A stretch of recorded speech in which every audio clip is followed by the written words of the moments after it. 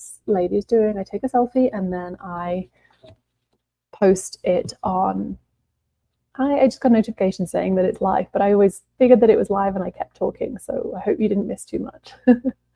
And get them to post those travel photos, reviews, and what they thought of your tour, of your day out, of your trip, of your location.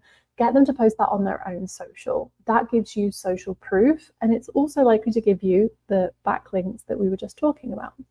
So those user-generated content, it's so hard to create. Companies pay a fortune for this, but honestly, the majority of people who are traveling are taking photos anyway, and we want to share them. So it's simply a case of reminding them, please tag my company in Google My Business, and please also maybe tag my, share my company page if you do it, or tag me on my own social. If you have your social profiles, make them very good names so they're easy to search. Zipper marketing is an excellent one.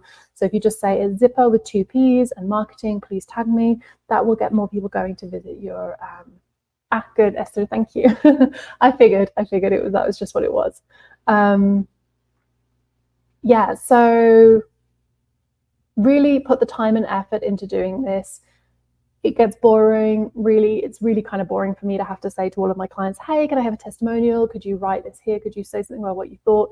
But once you add this into a process so that every single time you're working with a client, you say, hey, I'm glad you liked it. Would you write a review for me on Google? Would you give me a testimonial? Or would you share a picture on your Instagram, on your social media, or whatever they're using, and just tag my business? That would really help me. The majority of people are happy to do this, and we will become your free UGC creators because we want to help small businesses. We do. The majority of us, it's just natural. You want to help small businesses. We're anti-big corp.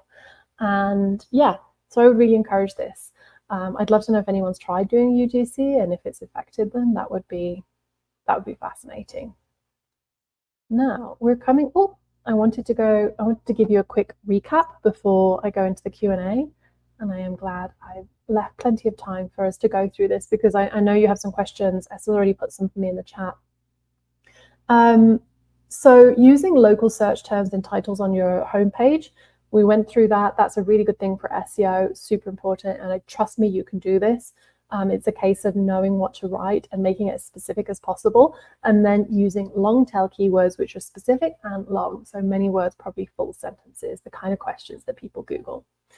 Next, create your well-researched travel guides. Put in those unique tips. Don't be afraid. People are not going to steal it, and if they do, that's their loss. Okay, so put in those unique tips and then let people see you as the authority. Leverage Google My Business. Okay, simply go into Google Maps and add in your business and add in as much information, opening hours, reviews, all of those as much as you can. Make your website, the website for people, mobile friendly, okay, because the majority of us are mobile users. So we talked about the format and also minimal text, make things very easy to click. Build your backlinks through partnerships, through influencers as well, through other blogs, through tourism offices. Invite them to add your content to their site and link back to your site as the original author.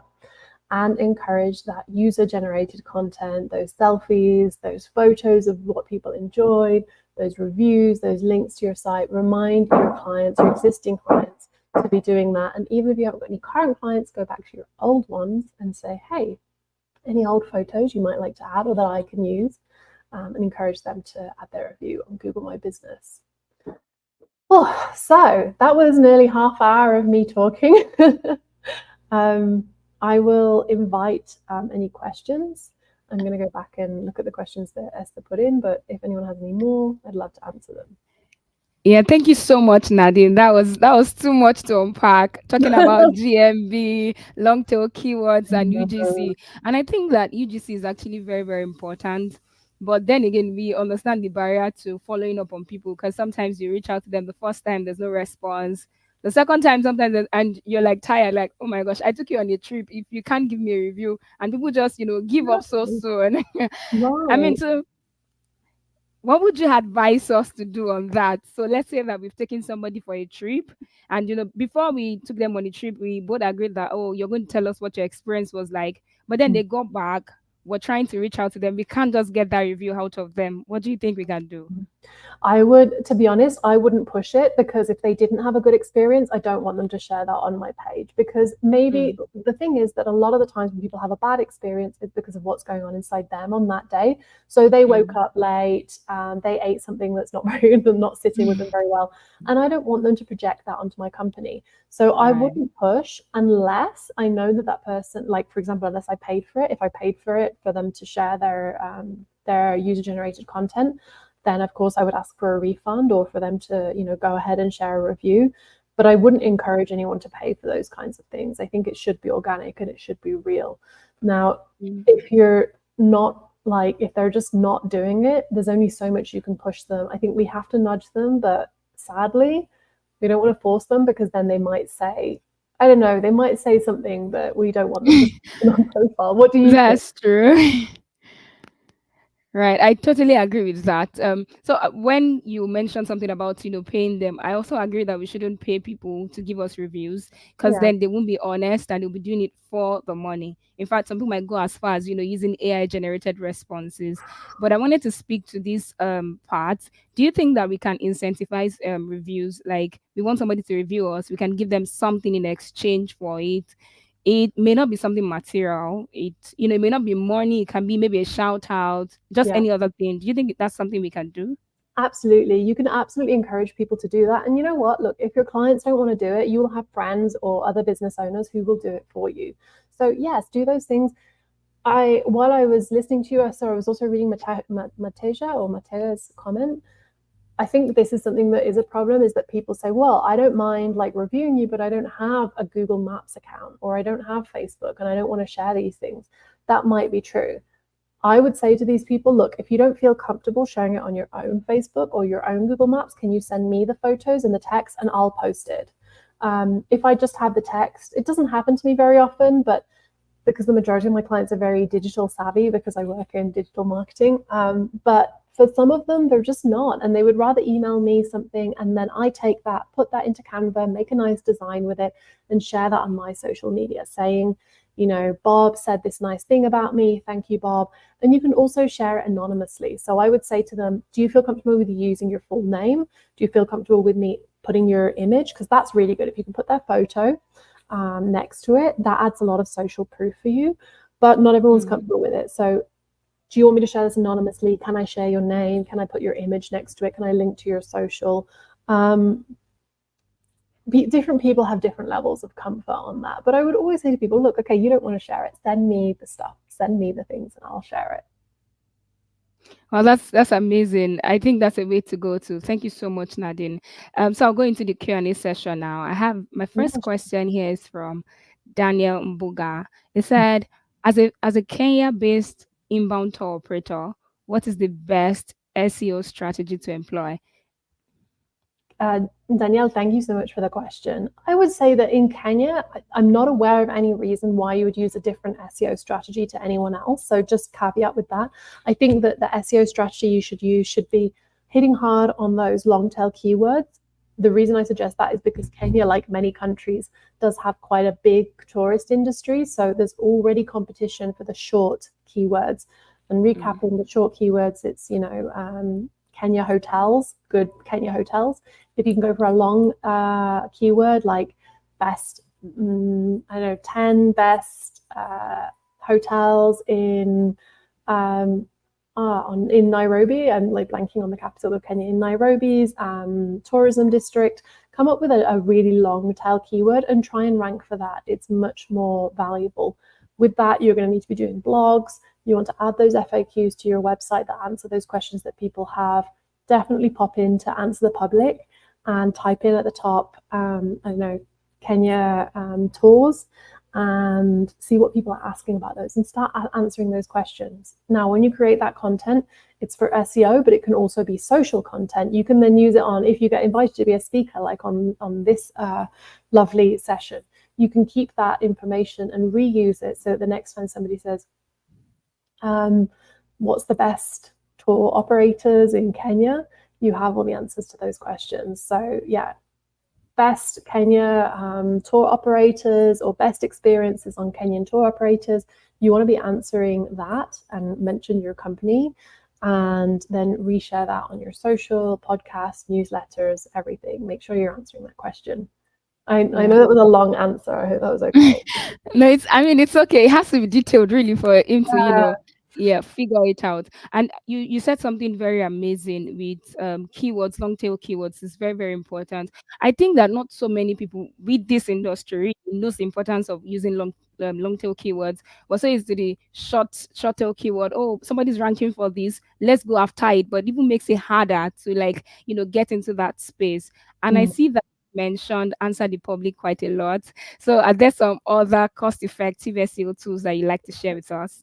Yeah, and you can only use two. So it's kind of frustrating with Answer the Public. You can only get two, I think it's two free searches per day, or per week or something like that. So of course, all of these tools, they want you to pay them, but you start there, and then every couple of weeks, you're not going to be writing a blog a day. I don't think any of you are going to be doing this. But if you're writing a blog every week, you pop into Answer the Public, answer one of those questions. With one search, Kenya tour operators, it's going to give you like 10, 20 questions. That's 10 or 20 blogs you could write, or 10 or 20 social posts you could write. So you don't need necessarily the paid version. All right. Thank you so much, Nadine. Yeah. Somebody here says, what is the most cost-effective way to start an SEO campaign? So his name Oh, is thank you. What was his name? Sorry? Diallo. Diallo. Okay, thank you, Diallo. That's a good question. Cost effective.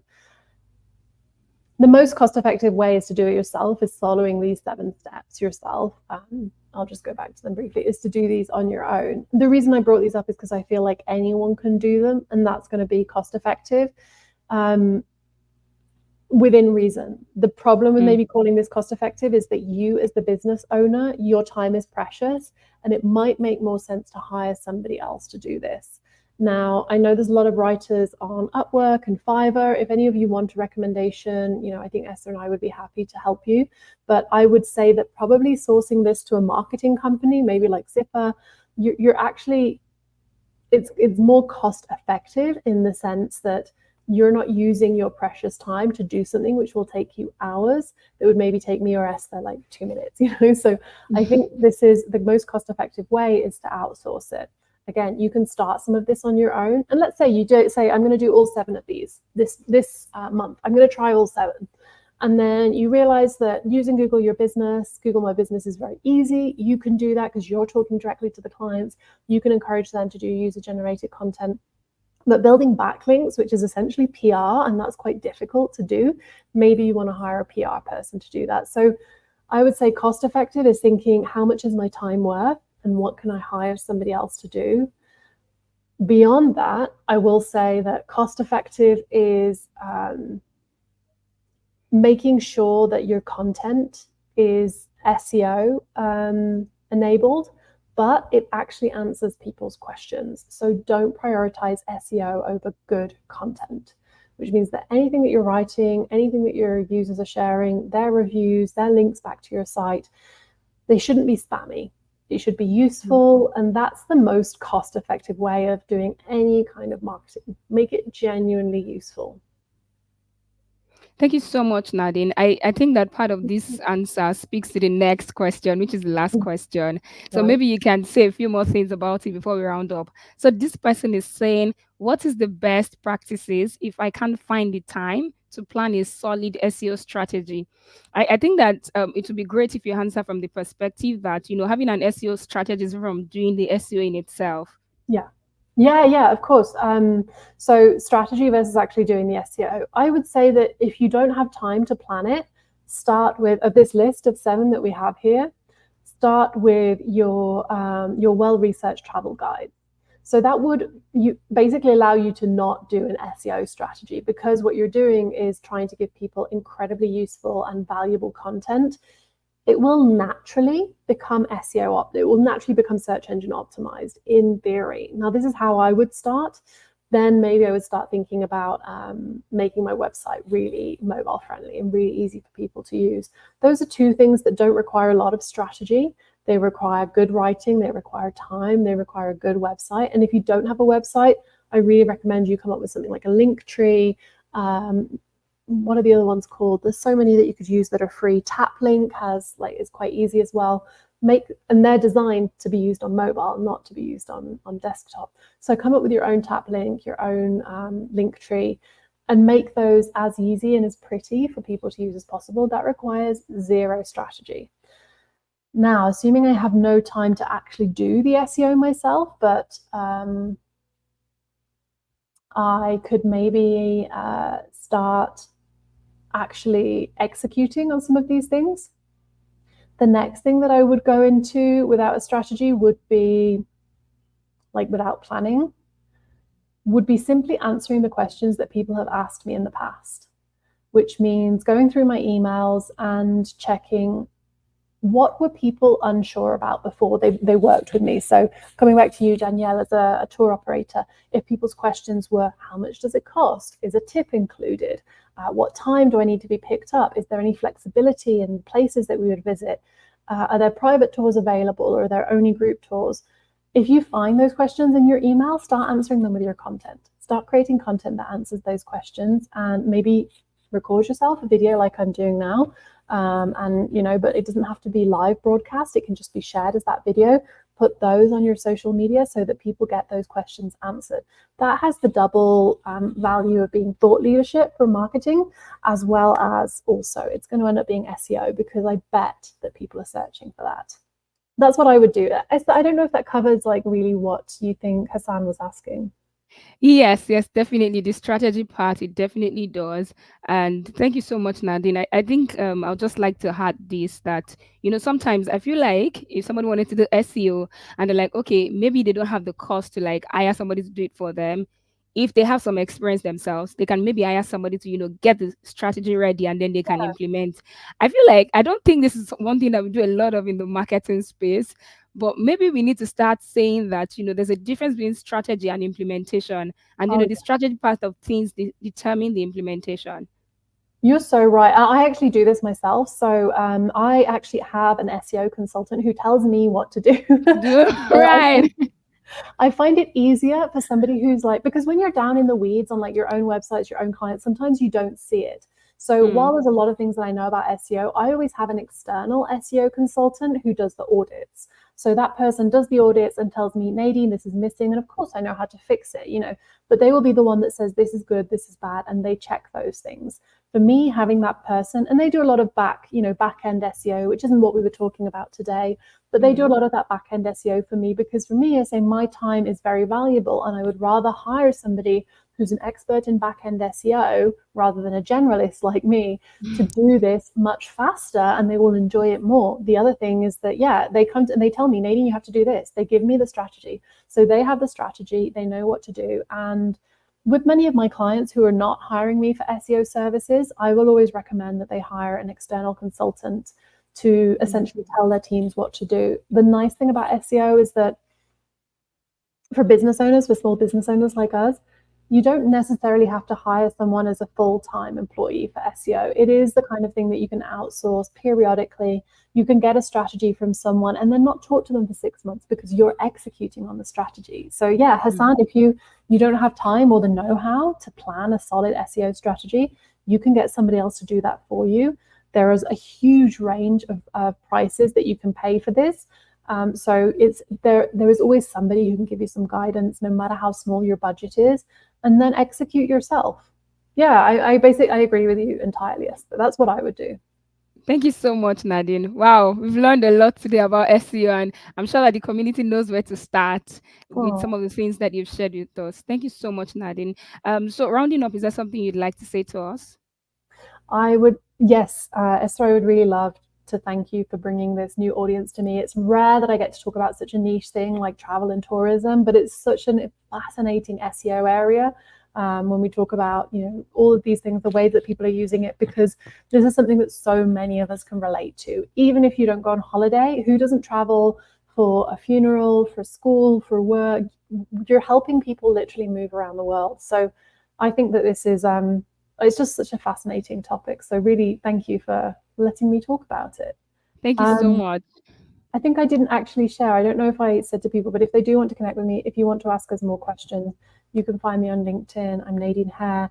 On Substack, I'm migrant in Mexico. So this is a little bit more about my life as an English person living in Mexico. That might interest your audience. And yeah, I'm very happy to have uh, participated in this with you. I hope it was useful. Definitely. Thank you so much, Nadine. And I'm sure that the community has learned a lot and people will connect to you. Most definitely, I can guarantee that. So you've heard it, everyone. If you'd like to reach out to Nadine, ask her about her services. That's her name on LinkedIn. I think that we're going to be sharing the slides too. So it's Nadine and she's the CW of Right Wiser. Thank you so much, everyone, for joining the session. Thank you, Nadine. Thank you, Esther. Thank you Have for a this. great weekend. Bye, everyone. Bye.